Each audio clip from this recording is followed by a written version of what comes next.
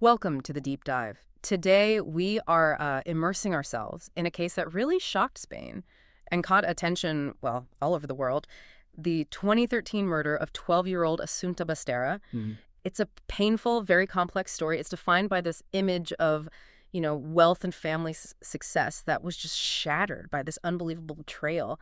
And then the judicial process that followed got completely tangled up in this, unprecedented media storm. That's absolutely right. And our goal here in this deep dive, it's not about retrying the case or anything like that. It's really about carefully navigating the huge amount of source material surrounding the caso Asunta Basterra. All right. We're trying to sift through the actual judicial findings, the police timelines that were established, the parents' stories, which frankly fundamentally conflict with each other, and maybe most importantly, the staggering media distortions. These really severely influenced public opinion and, the court proceedings themselves. So we're looking for the established facts, the key contradictions, and those sort of enduring questions that still hang over this case, even years after the conviction. And just before we even get into the family dynamic, there's this one single chilling medical fact that speaks to a level of, well, calculated planning that's just hard for anyone to really process. Mm-hmm. Asunta Youngfeng Basterra Porto, this highly gifted child, found dead near Santiago de Compostela just before she would have turned 13. And the initial coroner's findings, they established the cause of death, was asphyxiation. But it was really the toxicology report that exposed the sustained effort behind this crime. Asunta had been given this massive lethal dose of lorazepam. We're talking at least 27 pills. 27? Yeah. And to put that in context for you, that amount is roughly 9 times the maximum recommended high dose for an adult. 9 times. Wow. That specific quantity tells us right away this wasn't some, spur-of-the-moment crime of passion or a sudden impulsive thing. Yeah. This murder, it required planning, getting hold of specific prescription meds, and then giving this sustained, incapacitating dose to make a 12-year-old completely helpless before the asphyxiation itself. It's really a defining feature of the case. Okay, so let's set the scene a bit more. The Basterra Porto family background. Because this wasn't some quiet, private tragedy happening behind closed doors. Rosario Porto and Alfonso Basterra, they were extremely prominent figures in Santiago. Affluent, well-regarded professionals. Indeed. Their public standing really provided this stark contrast to the crime itself. Rosario Porto, she came from this exceptionally prominent Galician family line. Her father was an honorary French consul. That's a significant social diplomatic role, which Rosario actually inherited in 1997. Okay. Her mother was a respected university lecturer, art history. Porto herself was a practicing lawyer, worked at her father's firm. Alfonso Basterra, he was originally a journalist from Bilbao, often specialized in economics. And they lived a life that reflected that status, a big, comfortable flat that Porto's parents had given her. In Asunta, born Youngfeng in China, adopted at 9 months. Apparently, she was the first Chinese child adopted in Santiago at the time. And the sources describe her as just having immense promise, academically, artistically. Yeah, by all accounts, she was exceptional, considered highly gifted, talented in ballet, violin, piano, and she'd even skipped a year in school. Wow. They really cultivated this image, the perfect, successful, cosmopolitan family. But beneath that surface, there were some pretty profound cracks starting to show. And those cracks, strangely, were kind of preceded by this dark sequence of events, the sudden deaths of Asunta's maternal grandparents. Yeah, this is a really disturbing detail. Her grandmother died in December 2011, and then her grandfather, the former consul he followed just 7 months later, July 2012.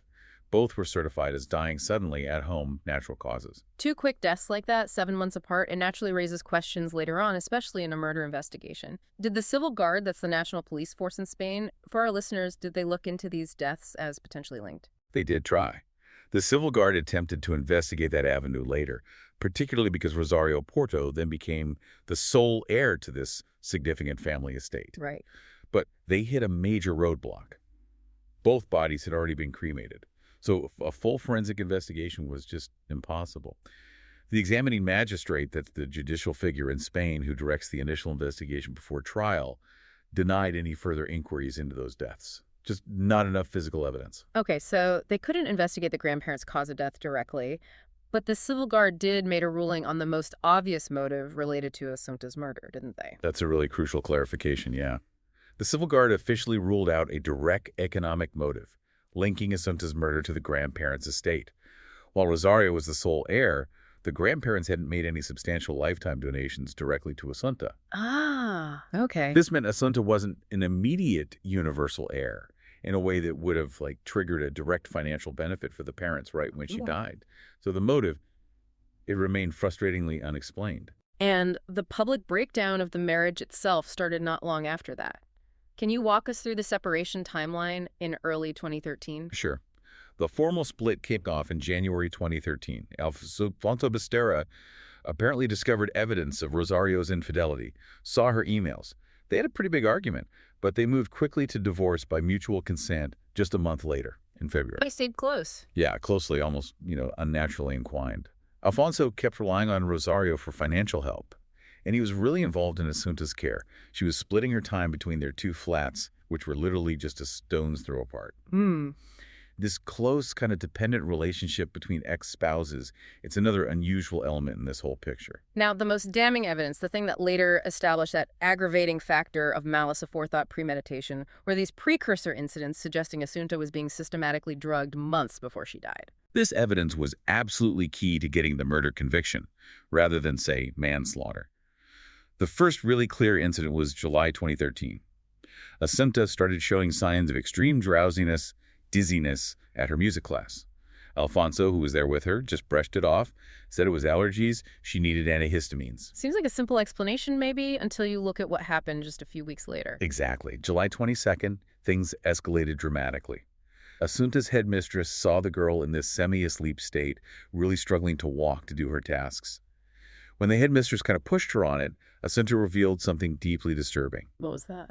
She said her mother had given her the foul-tasting white powder that made her sleep for hours and hours. Wow. That specific testimony, direct from Asunta, combined with the later toxicology from her hair analysis, which confirmed high levels of lorazepam precisely during that 3-month window that must have been devastating for the parents' case. Oh, it was the bedrock of the prosecution's argument for premeditation. The evidence confirmed this pattern of poisoning, establishing that the parents had this ongoing, planned effort to sedate her.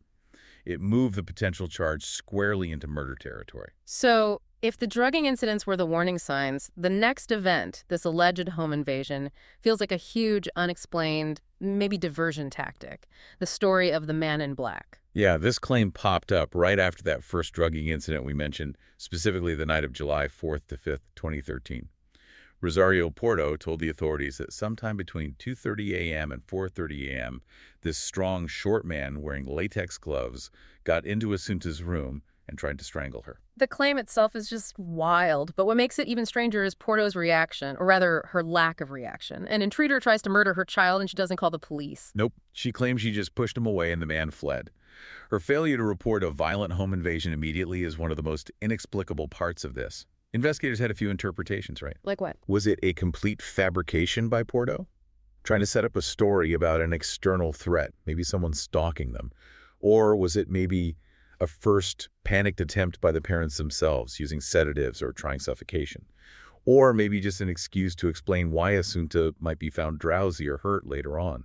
And the sources mention a neighbor's testimony that sort of undermines this whole story, too. Yes. A neighbor testified their dogs, who were known for barking at strangers, never made a sound that night, which strongly suggests no one unauthorized actually got in. Plus, Asunta texted her best friend about the attack, but apparently got really distressed when telling another friend later. Right.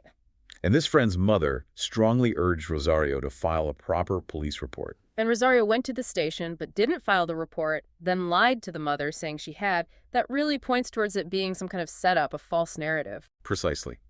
It establishes this pattern of deception that really characterized everything leading up to September 21st, 2013, the day of the murder. So let's pivot to that day. The police reconstruction, it relies heavily on objective CCTV timestamps. Okay.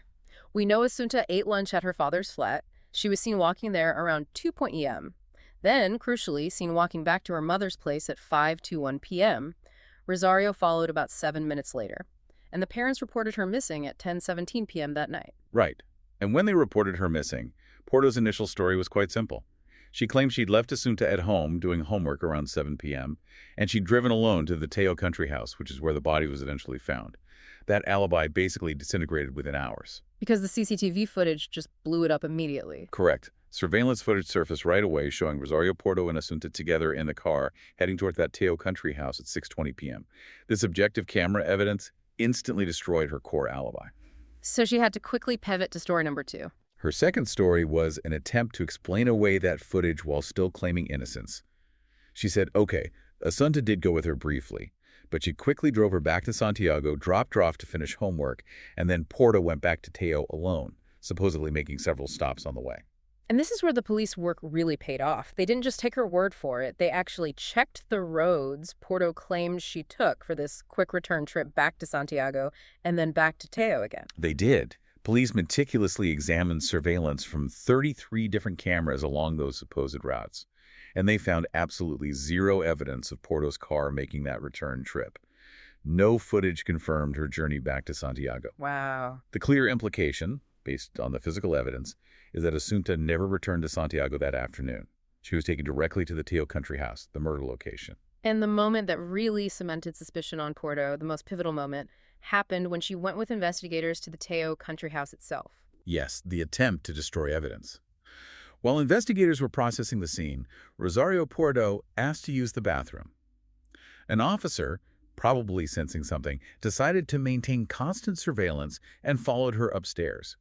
He found her trying to grab something out of a wastepaper bin in one of the bedrooms. And that something was A piece of orange twine. the same type used to tie Asunta's body. Exactly the same distinct type of orange twine used on Asunta's limbs when her body was found. Now, forensic analysis couldn't definitively say if that specific piece came from the exact same roll used in the murder, but the timing and the action itself, trying to get rid of it during a formal police inspection, was profoundly incriminating. It basically confirmed to investigators that Porto was actively involved in hiding evidence at the crime scene. Okay, so the physical evidence from the crime scene quickly focused on the sedative. Those toxicology results were just foundational for the prosecution's case against both parents, weren't they? Absolutely paramount. The analysis of Asunta's hair, it confirmed sustained consumption of high doses of lorazepam for at least 3 months before she died. This backed up the headmistress's testimony from back in July. Right. The prosecution successfully argued, and the jury ultimately agreed, that Alfonso Basterra was the one responsible for getting and giving the toxic lethal dose at lunchtime on the day of the murder. But this brings us to that central contradiction, the timing issue the defense lawyers really hammered on. Lorazepam, it's a fast-acting drug, right?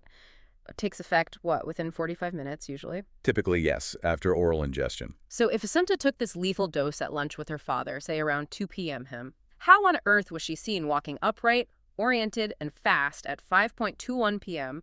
when she went back to her mother's flat, hours later? This is a genuine scientific conflict in the case. The prosecution's toxicologists, they countered by saying that while a child would be profoundly drowsy, maybe dizzy, lorazepam specifically, it's a type of benzodiazepine, has less of an immediate muscle relaxant effect compared to some others. So they argued a high degree of sleepiness was possible without completely stopping her from walking a short distance. However, the defense fiercely maintained that a dose that large should have made her basically semi-comatose much earlier than 5:21 p.m. It severely challenged the prosecution's timeline of events. And this case just had this major problem with evidence contamination and how that got reported, starting with that bizarre genetic profile, the whole semen man thing. Oh, that was a colossal misdirection, although it did get resolved eventually.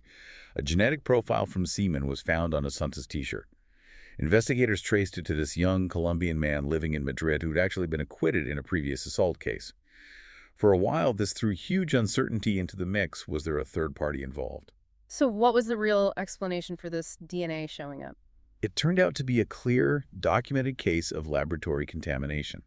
The semen sample actually belonged to a condom used as evidence in a completely unrelated case involving that Colombian man, and it was found in the exact same cold storage room where Asunta's t-shirt was being analyzed. Wow, so the evidence literally crossed paths in the forensics lab. Precisely. And on top of that, the man had a completely airtight alibi. Verified Facebook photos, receipts, witnesses, all proving he was having dinner in Madrid when the murder happened, hundreds of kilometers away. Right.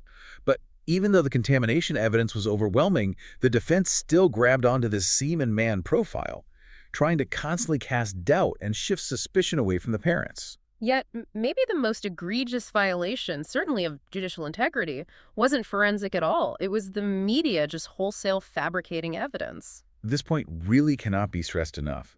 It caused lasting damage to the whole judicial process. Conversations between Porto and Basterra, while they were being held in pretrial detention, were recorded under the examining magistrate's instruction. But crucially, the Provincial Court of A Coruña later annulled those recordings.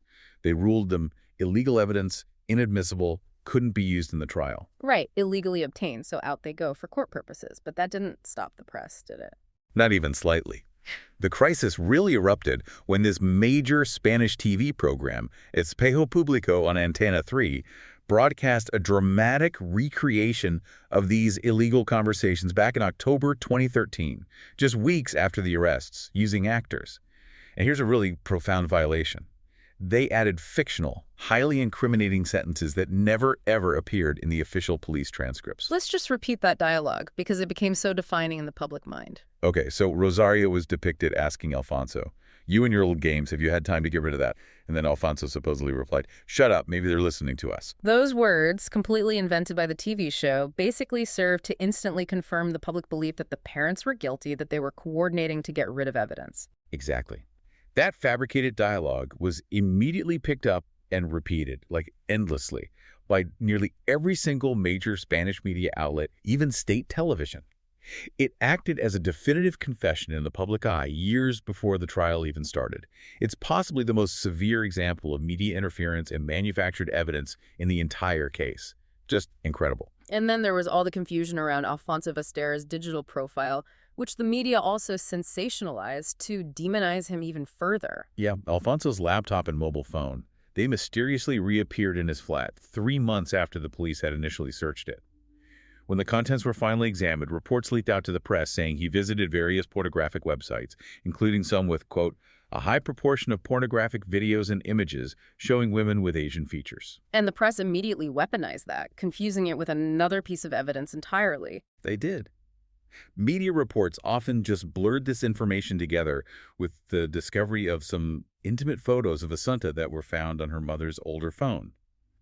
The general public quickly jumped to the conclusion that Basterra was a pedophile, or maybe both parents were involved in some kind of perverse behavior.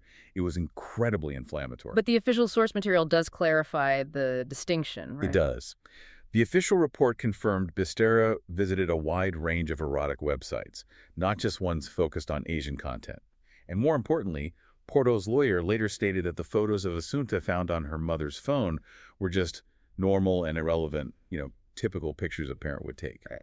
But by the time that clarification came out, the damage from the leaks was already done. It had created this hostile atmosphere and definitely influenced the potential jury pool. So despite all this messy evidence, the extreme media contamination, the unresolved motives, the trial did eventually go ahead. And the jury came back with a unanimous verdict. Guilty, both Rosario Porto and Alfonso Basterra guilty of aggravated murder. Yes. The jury concluded that the parents, acting together, repeatedly gave lorazepam to their daughter over several months. This culminated in giving her the lethal dose at lunch on September 21st, before they asphyxiated her at the Teo Country House. They estimated the time of death between 6:33 p.m. and 8 p.m. And to reach that verdict, the jury had to rely really heavily on one specific piece of testimony, right? The one that placed Alfonso Basterra away from his home, essentially destroying his alibi that he was just home reading all afternoon. That was the testimony of a young woman named Clara Baltar, a former classmate of Asunta's. She testified she saw Asunta walking normally with her father, Alfonso Basterra, near a sports shop on General Pardinho Street in Santiago, and she placed the sighting around 6:23 p.m. on the day of the murder. Okay, and the prosecution really used that testimony powerfully. It suggested Alfonso had lied about where he was, implying guilt, and it also gave them a timeline that kind of countered the defense argument that Asunta should have been incapacitated by the drugs much earlier. Right. The jury chose to give this witness testimony absolute credibility. They accepted that Alfonso had deliberately lied about his movements. But here is where the whole conviction gets chronologically really complicated, because the defense lawyers later identified this fatal, very precise conflict in the timestamps that just challenged the physical possibility of that sighting. Okay, let's break down this 4-minute impossibility for the listener. We need to look at the objective camera timestamps again. Okay, let's unpack this carefully. First, you've got the movement of Rosario Porto and Asunta in the car, leaving Santiago, heading for Teo. The camera at the Galeriza petrol station recorded Rosario and Asunta in that car at 6:21.24 p.m. and this timing was verified by investigators. Okay, so 6:21 p.m., Asunta is definitely in the car, moving away from Santiago towards the place she was killed. Correct. Now let's look at the witness's location. The classmate claimed she saw Asunta and Alfonso walking on General Pardinha Street. Surveillance footage from a nearby Sabadell bank camera recorded the classmate herself at 6:24.54 p.m. This means her sighting of Asunta and Alfonso must have happened just moments before that, maybe exactly at the 6:23 p.m. she recalled. Wait a minute, so that's a time difference of only about 3.5 minutes. Exactly. At 6:21 p.m., Asunta is documented in a car hundreds of meters away, speeding out of the city towards Teo. At 6:23 p.m., the witness claims she saw Asunta walking normally with her father back in the city center. It's physically impossible for Asunta to have gotten out of that moving car, walked back hundreds of meters into the city center, and been seen walking with her father all within roughly 4 minutes, especially considering the distance, the traffic. Yeah, the maths just don't add up. Space and time don't allow for her to be in the car at 6:21 and walking with her dad blocks away just a couple of minutes later. It's a profound chronological hole in the narrative. The defense lawyers hammered this impossibility, arguing strongly that the classmate was either mistaken about the date she saw them or mistaken about who she actually saw. So how did the jury deal with this massive contradiction in their findings? How did they reconcile it? This is the really pivotal decision that draws a lot of judicial scrutiny. The jury basically chose to dismiss the objective, time-stamped video evidence. In their formal findings, they just claimed the Galaresa petrol station camera was out of time due to a lack of synchronization. They just invented a reason to disbelieve the camera to make the witness testimony fit. That's certainly the interpretation favored by the defense and many legal analysts. Both the investigating police officers and the defense lawyers insisted that the timing of those crucial car cameras had been verified and were accurate during the reconstruction. Even the examining magistrate himself had apparently assured Porto that the police had the events timed. So the jury's decision to override this verified evidence remains highly contentious. And this inconsistency, this led to a major judicial correction later on, didn't it? It did. When the case went up for review by the High Court of Justice of Galicia in March 2016, they upheld the overall conviction and the sentences, but they added this crucial kind of mitigating nuance. The court explicitly found that it was not proven that Alfonso Basterra physically got into the car or was actually present at the murder scene in Teo. So the High Court essentially believed only Rosario Porto carried out the physical act of asphyxiation at the country house. That was their conclusion regarding the physical act itself, yes. However, and this is key, the court still upheld Alfonso's full 18-year sentence for murder. How did they justify that? Their reasoning was based on this concept of co-authorship through necessary intervention. They argued that Alfonso was equally guilty because he was essential to the planning, and he executed critical acts specifically, getting and giving the toxic dose. They stated definitively that the macabre outcome could not have been carried out without his intervention, so even if he wasn't physically at the crime scene, he enabled it. The sheer intensity of the media coverage really feels like the ghost haunting this entire process. It seems impossible to talk about the aftermath without acknowledging just how profound the effects of that media contamination were. Absolutely. Rosario Porto's lawyer, Jose Luis Gutierrez Aranguren, he was relentless about this. He kept asserting that the jury was just irreparably contaminated by the media. He often pointed to specific, definitive headlines that were published long before the trial even started. For instance, he highlighted a headline from November 2013 that's 2 full years before the verdict that stated, as if it were fact, Rosario Porto killed Asunta in Teo, and she alone disposed of the body. Yeah, that kind of reporting, years in advance, it basically acts as a pre-conviction in the public mind. It really does. It made selecting a jury incredibly difficult. The trial itself actually had to be postponed multiple times because so many potential jurors were challenged or excused themselves. It just signaled how hard it was to find 12 impartial citizens in a case that had totally saturated the national consciousness. Ultimately, both parents got that 18-year sentence for aggravated murder. What happened to their relationship after they were sentenced? Did they interact at all? Well, despite being incarcerated in the same prison system for a period, the sources confirmed they never met again, except when they had to appear in court. They maintained absolutely zero relationship after the sentencing. Porto apparently once said publicly she refused to see her ex-husband, even in a painting. And Rosario Porto's own story came to a very tragic end while she was serving her sentence. It seems she struggled immensely with being imprisoned. She did, very much so. Porto made multiple documented suicide attempts. one in 2017 after hearing about an impending prison transfer, and again in 2018 when she tried to hang herself in the showers but was saved by another inmate. She was frequently classified as high risk and put under anti-suicide protocol 6 different times during her incarceration. Then in March 2020, she was transferred to Brivo Women's Prison in Avila, a move she strongly resisted. And she took her own life there just 8 months later, November 2020. Hanged herself from a window using a belt made from a bedsheet. And even with the conviction secured, the sentence is upheld, and this tragic end for one of the parents, the fundamental ambiguity of the case just persists. The investigation ultimately failed to ever clarify a definitive, proven motive for why they would murder their daughter. Right. We have the ruled out economic motive regarding the grandparents, and then just endless speculation about maybe what Asunta might have known, but nothing concrete beyond that legal term malice aforethought, a simple desire to kill. This huge gap, this lack of a clear why, is perhaps why the case has transitioned so powerfully into the true crime media landscape. Exactly. The media coverage itself, despite all the intense ethical criticism it rightly received from journalistic associations about its treatment of minors, its fabrication of evidence, it proved completely irresistible for popular culture. The case has been turned into various documentaries, books, and most recently that very popular 2024 Netflix miniseries, The Asunta Case. And the way it's depicted culturally kind of reflects that persistent uncertainty, doesn't it? The series, which obviously took some creative license, presented multiple conflicting theories.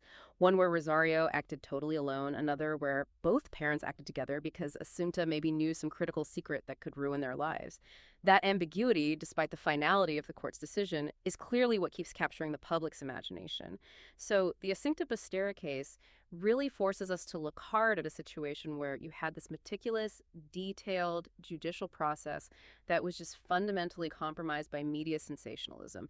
And it was plagued by these deep inconsistencies, especially in the central timeline, that 4-minute window we talked about, that contradicted the father's alibi but was still used to convict him. It really raises these profound questions about the ability of any legal system to deliver truly pure justice when it's facing such an overwhelming pre-existing wave of public condemnation.